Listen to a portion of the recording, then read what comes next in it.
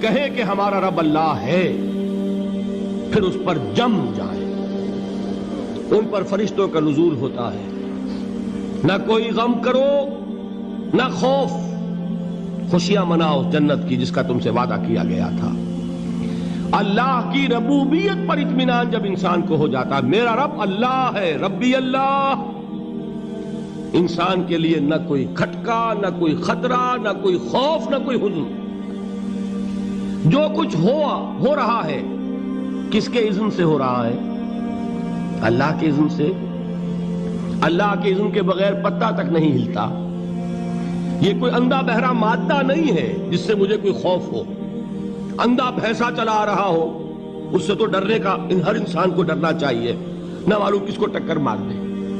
لیکن نہیں، اس کائنات کو چلانے والا ایک سمیع و بصیر خدا ہے، وہ جو میرا دوست ہے، میرا ولی ہے۔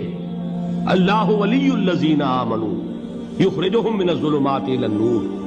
اللہ اہل ایمان کا ولی ہے، ساتھی ہے، پشت پناہ ہے، مددگار ہے، حمایتی ہے۔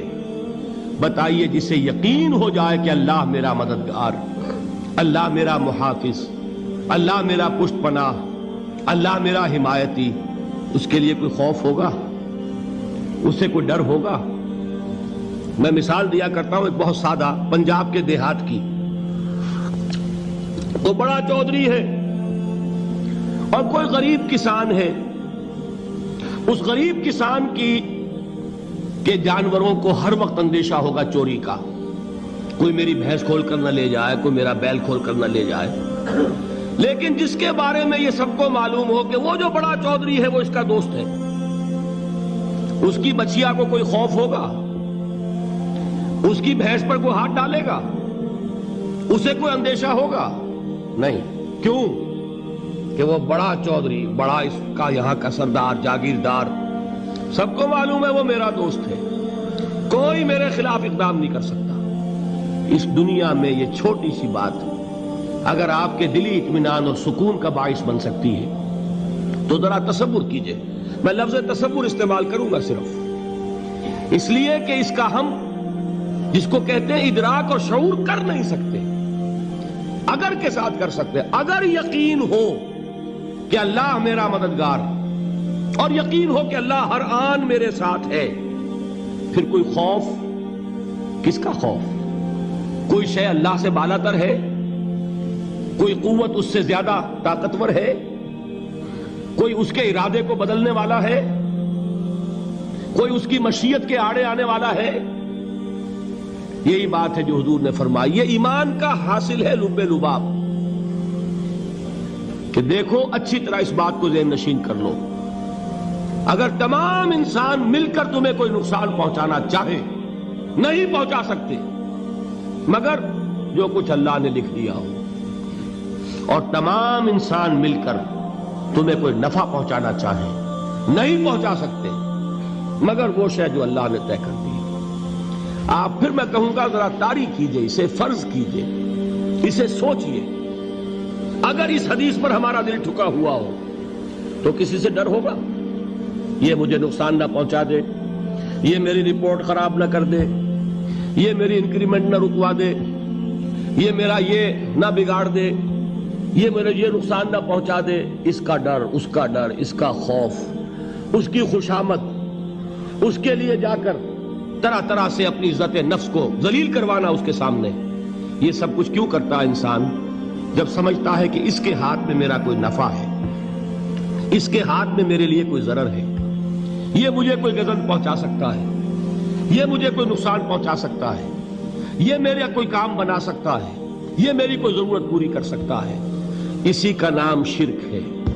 جہاں آپ نے یہ سمجھا کہ غیر اللہ کے اندر کوئی طاقت موجود ہے، وہی شرک ہے۔ بتوں سے تجھ کو امیدیں، خدا سے نو امیدی، مجھے بتا تو صحیح اور کافری کیا ہے؟ شرک تو یہ ہے۔ جس پر بھی تمہیں یہ خیال ہے، کلمہ ہے یہ کلمہ سوم، لا حول ولا قوت الا باللہ، ذرا اس پر دل کو کبھی اگر آپ تصور کریں، پھر فرض کریں، دل ٹھک جائے اس پر، کوئی طاقت نہیں۔ یہی بات تھی جو شیخ عبد القادر جیلانی رحمۃ اللہ علیہ نے اپنی وصیت میں اپنے بچے سے کہی. 11ویں دینے والے ہیں، لیکن حضرت شیخ عبد القادر جیلانی کی وصیت اور تعلیمات کو کتنے لوگ ہیں جو جانتے ہو؟ یہ جن مقامات تک پہنچے ہیں وہ کس چیز کی بدولت پہنچے ہیں؟ انہوں نے جو پیغام دیا وہ کیا تھا؟ اے میرے بچے، جس طریقے سے قرآن مجید میں حضرت لقمان کی نصیحتیں جو ہے نقل کر دی گئی ہیں، میں یہ عرض کروں گا بالفرض اگر قرآن حضرت عبد القادر جیلانی کے بعد نازل ہوا ہوتا تو شیخ عبد القادر کی یہ نصیحتیں بھی قرآن میں درج ہوتی. اتنی اونچی نصیحتیں ہیں. اے میرے بچے، اس حقیقت کو ذہن نشین کر لے، لا فاعل فی الحقیقت ولا مؤثر الا اللہ. اس کائنات میں نہ کوئی فاعل حقیقی ہے نہ مؤثر حقیقی ہے سوائے اللہ کے. کسی شے میں کوئی تاثیر نہیں اگر اللہ نہ چاہے. آگ جلا نہیں سکتی اگر اللہ نہ چاہے. پانی ڈبو نہیں سکتا اگر اللہ نہ چاہے. زہر ہلاک نہیں کر سکتا اگر اللہ نہ چاہے. کوئی چیز فائدہ نہیں پہنچا سکتی اگر اللہ نہ چاہے. تو در در پہ کیوں سر جھکاتے ہو؟ در در پر کیوں جبیں سائی کرتے ہو؟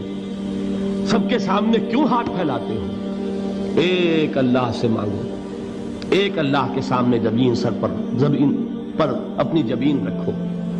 لا فاعل فی الحقیقت ولا مؤثر الا اللہ. نظر آتا ہے ہمیں کہ پانی پیاس بجھا دیتا ہے. پیاس بجھانے کی صلاحیت پانی میں نہیں ہے، اللہ کے اذن سے.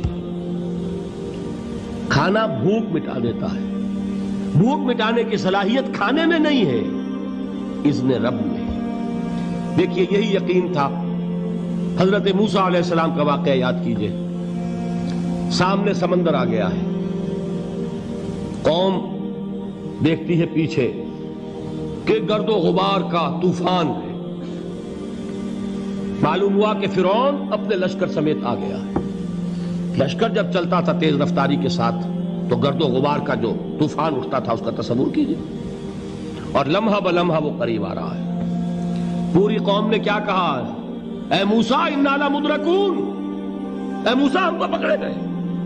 قرآن مجید نے تو یہاں وہ باتیں نہیں لکھی ہے، لیکن تورات میں یہ درج ہے کہ بنی اسرائیل جھگڑنے لگے، دست و گریبان ہو گئے موسیٰ کے ساتھ. موسیٰ ہمیں یہاں مروایا لا کر، اس سے تو ہم ہی بہتر تھے. وہاں کھانے کو ملتا تھا، زندگی تو تھی، بیگار ہم کر رہے تھے، موت تو نہیں تھی. اب جو کچھ ہوگا اس کا تصور کرو، جس طریقے سے ہمارے ٹکڑے اڑائے جائیں گے. تو لڑ رہے ہیں حضرت موسیٰ علیہ السلام سے. یہ تورات کی تفصیل ہے. قرآن میں صرف اتنا آیا ہے، پریشان ہو کر انہوں نے کہا انا لمدرکون. موسیٰ ہم تو پکڑے گئے. اس وقت موسیٰ کا جواب کیا ہے؟ کلا ان معی ربی سیہدین. نہیں، میرے ساتھ میرا رب ہے، وہ راستہ دے گا. بتائیے کہاں راستہ نظر آ رہا ہے؟ یہ ہے ایمان بالغیب. راستہ نظر نہ آئے تب اللہ پر یقین ایمان ہے. جیب میں پیسے ہوں اور تب دل کو اطمینان ہے تو ایمان کس پر ہوا؟